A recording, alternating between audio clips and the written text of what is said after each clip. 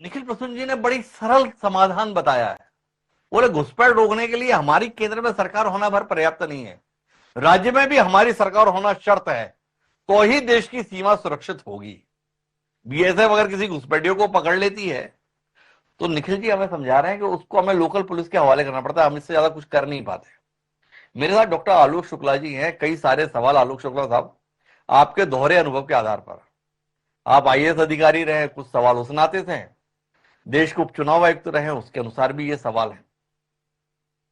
ये तमाम केंद्र में जो सरकार है उसके विरुद्ध जो राजनीतिक दल हैं वो एसआईआर को लेकर इतने डरे डरे से, सहमे सहमे से और गुस्से गुस्से में क्यों दिखते हैं?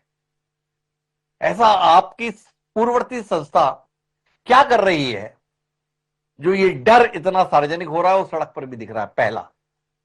और दूसरा, जो डॉक्टर निखिल प्रसून जी का कहना है कि घुसपैठियों के संदर्भ में प्रभावी कार्रवाई इसलिए नहीं हो पा रही कि बीएसएफ अगर किसी को पकड़ती है तो उसे राज्य पुलिस के हवाले करना पड़ता है और उसके बाद में वो लोग उसे सेटल कर लेते हैं, इसमें कितनी सच्चाई? क्या वाकई बीएसएफ इतनी लाचार है, देश का कानून इतना लाचार है घुसपैठियों के संदर्भ में? जरा दो विषयों पर आपका नजरिया जानने में हमारी दिलचस्पी है।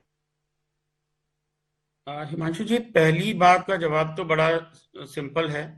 पिछले कुछ समय से थोड़ा सा ट्रस्ट डेफिसिट तो हुआ है और आपने देखा होगा कि विपक्षी दल लगातार प्रश्न कर रहे हैं निर्वाचन आयोग से और कहीं ना कहीं पर थोड़ा सा डायलॉग की कमी नजर आ रही है। मैंने एक दो बार पहले भी कहा है कि अगर निर्वाचन आयोग सभी दलों को साथ बुला करके बिठा के बातचीत करे और बहुत सारी गलतफहमियों को दूर करे तो शायद ये ट्रस्ट थोड़ा बढ़ सकता है।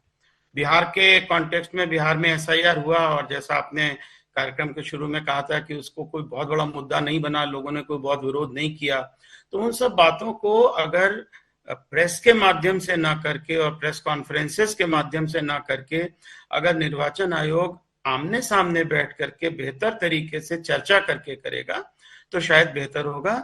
और मेरा तो ये मानना है कि देखिए, निर्वाचन आयोग एक रेफरी है, निर्वाचन आयोग खिलाड़ी नहीं है। आज की स्थिति हो गई है कि निर्वाचन आयोग को एक पक्ष में खड़ा कर दिया गया, तो इसलिए ये रेफरी कोच की भूमिका में दिखाई देने लगा आपको?